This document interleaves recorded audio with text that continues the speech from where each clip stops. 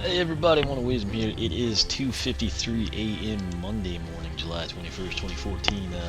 I was really tired earlier. Could have done this then, but I was just honestly too tired. Kind of a little bit more functional now. And we've got Riptide here. He is basically the last of my swappers and Newlanders. I haven't done all the special characters, you know, like Kickoff, Jolly, Dark Washbuckler. Actually, I still haven't done Firecracking and Jade Firecracking, but for all intents and purposes, he is the last one. We did Washbuckler last night, and now here we are with Riptide. So he, just like Roller Brawl, is someone that I could not find a second figure of locally for an eternity. It was finally a couple weeks ago. It was actually at the GameStop when the wind-up single packs came out. I'm glad I held off not buying another adventure pack for wind-up, but when the wind-up single was at GameStop, they actually had one. I think it'd been sitting there a long time, and I just grabbed it. It wasn't a sale or anything, but I knew that I hadn't seen it for a long time, and I felt like I should just pick it up. So, that said, he came out. I used him as much. There's so many characters that are new. It's not like I'm sitting here debating between him and the Series 3 Guild Grunt and Series 2 Blizzard Chill or something. It's just like between him and Punk Shock, which granted she wasn't out for a while, but him and Punk Shock are our Newlanders in the water element, and then swappers we have two. Actually four, really, if you get technical. Freeze Blade and Nitro, Freeze Blade Washbuckler, and Dark Washbuckler. So it's very hard with just that many characters to like advance them very high if you're actually using each of them.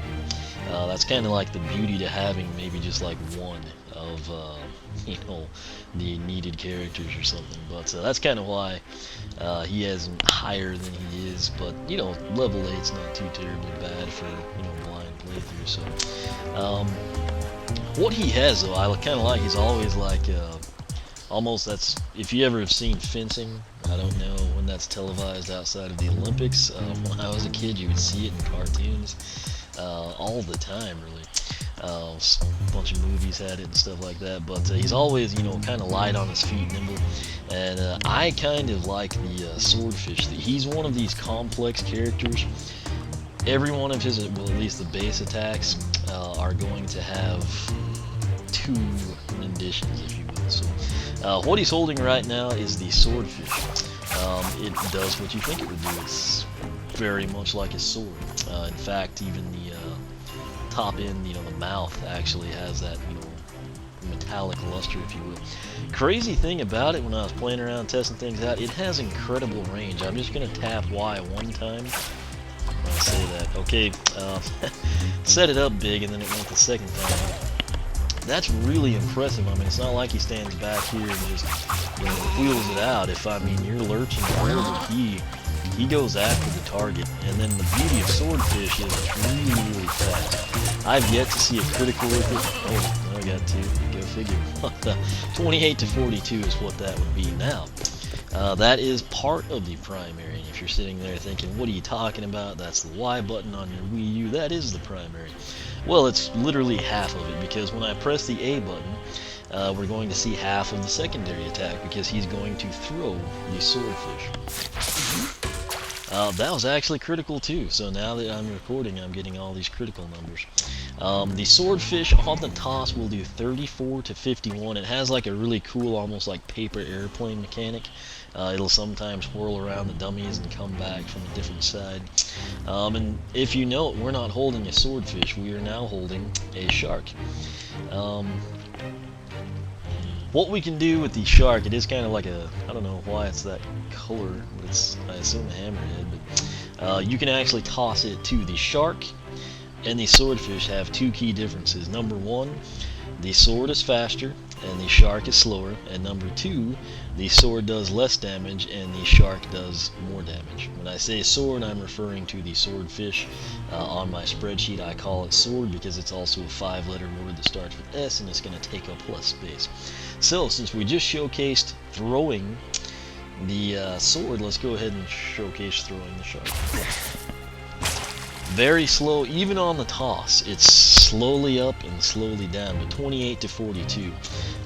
Which, interestingly, the fish toss actually does more damage there. As you can see, 34 to 31, and then 28. So, thing is though, if we toss the sword again and get back to the shark, I can come in here now and use that as a primary. I've yet to see the critical hit either, but doing the math, it would be 46 to 69. So, very powerful, very potent, complicated bits. But that's it. That is Tetra Attack is your kind of like close quarters fencing type thing, and then Fish Toss is what they call the secondary one. So I want to check max range on this thing.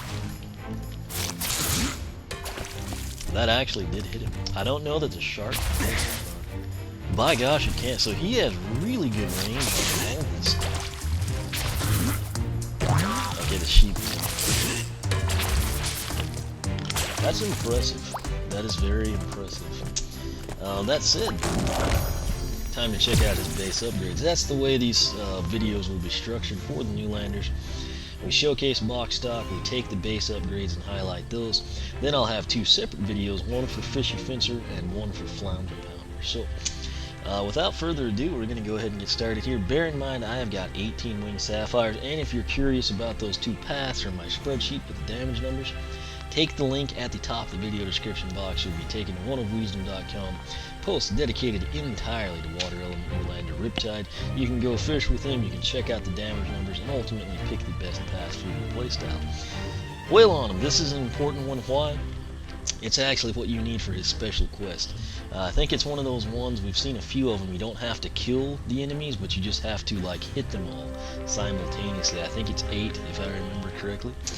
But Whale on him 320, press X, that's your tertiary attack here on the Wii U, to drop a large whale and smack down a large number of enemies. So this should be pretty interesting.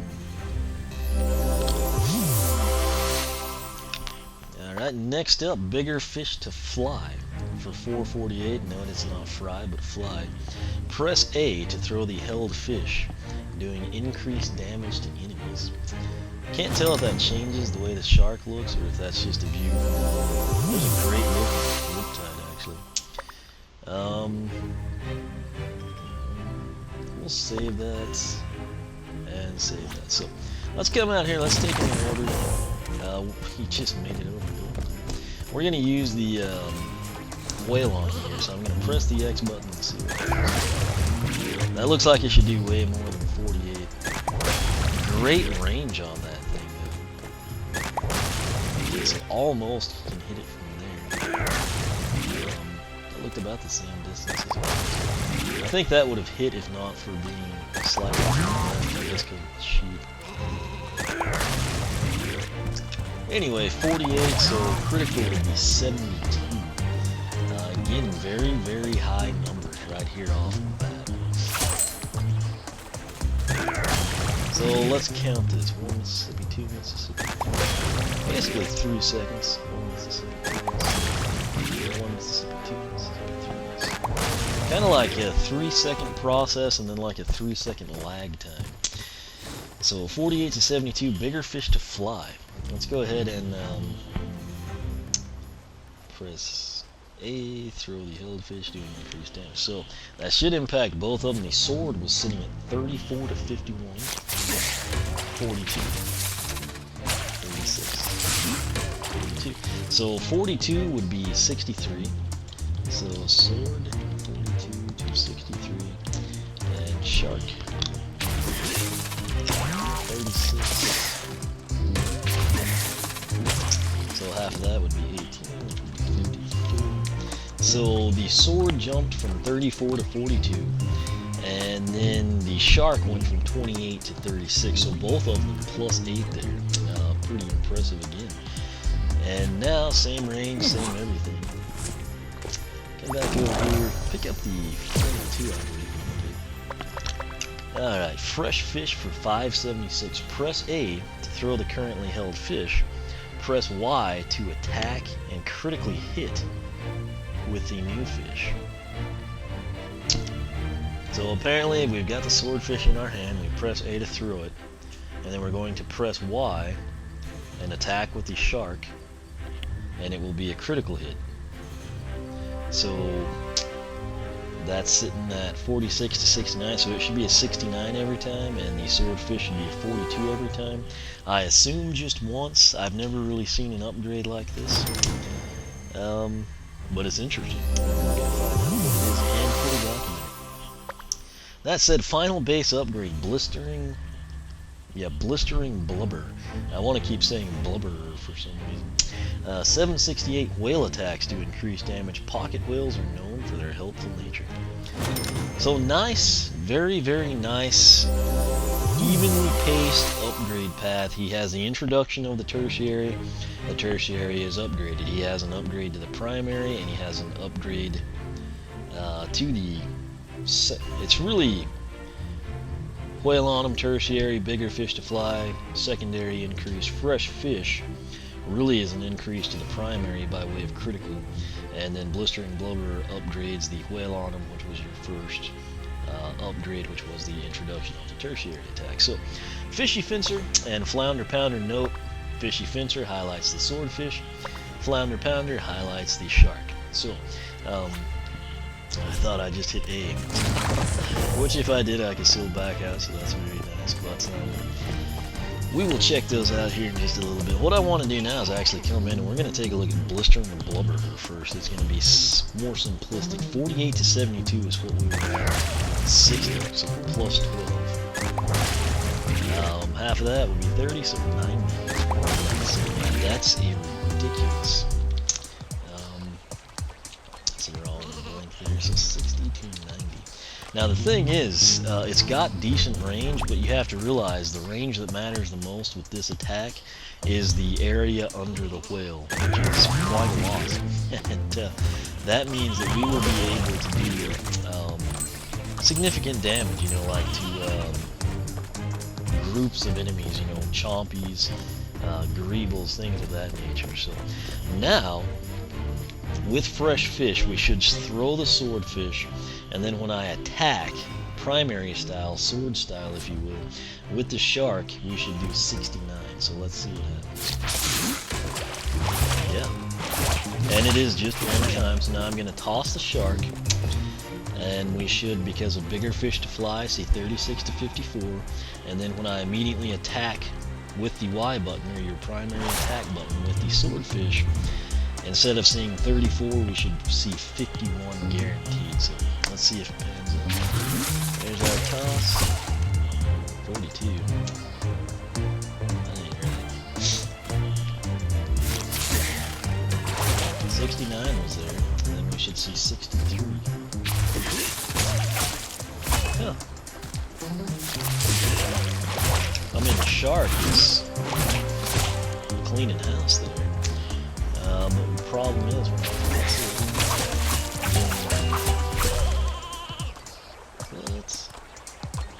okay, yeah, I was looking at the wrong line. My apologies. We're right. Okay, so just to recap, since I screwed that up, I'm going to throw the swordfish. It's going to do 42 or 63 damage. And then when I primary style attack with the shark, we're going to do 69, which I said that correctly. So let's go ahead and relive that. 63 and 69. So now when I toss with the shark, we're going to make contact. I'll have the swordfish, I'll attack, and instead of doing 28 damage, we will do 42 damage. For whatever reason, I was looking at the wrong line of the spreadsheet there. So that is absolutely delivering on its promise. So let me describe that how in the spreadsheet here. Let's see. Toss current. Critical next. Toss current. Let's say toss. Instant CH for critical hits. Sword will be, make sure I get this right, 42, and shark will be 69. So, I don't know if that's going to make sense if you just look at the spreadsheet, but if you do that with an accompaniment of the in-game upgrade screen, it should make sense. And more importantly, if you just watch the video, you'll know what I'm talking about. So, beside fresh fish, I have toss, comma, instant CH for critical hit, sword 42, shark 69. Makes sense to me. Since I've explained it here, it makes sense to you. So, that's it. Very impressed with his base upgrades. Very, very nicely balanced. And despite the 1 and the 2 combo, very easy to document here. So, what we have to do now is actually pick a path for this guy. I do have Riptide number 2, and I'll take him down the other one. I think I'll just go ahead and take Fishy Fencer with this guy. I kind of like the quick hitting. The powerful hits are super nice, especially in the tougher environments and everything, but me personally, I just always kind of prefer the speed, unless we were talking like the swordfish did single digit number versus the sharks like 60 to 90 type range. Then I start to say, okay, it's a little slower, but it's mathematically superior.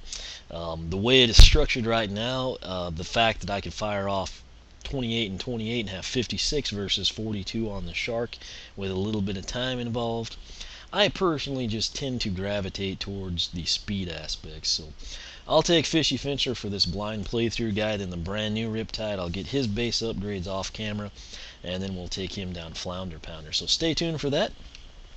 Take the link at the top of the video description box. You will see this video. You will see Fishy Fencer, you will see Flounder Pounder, and you will see the spreadsheet where I've outlined the damage number for all of his upgrades. That should help you out immensely. If you like what I'm doing, hit that button. Make sure you are subscribed. You can follow me on Twitter, like me on Facebook, circle me on Google+, whichever you prefer. Once again, thanks for watching, and I will catch you back here shortly as we check out the Fishy Fencer upgrade path for Riptide.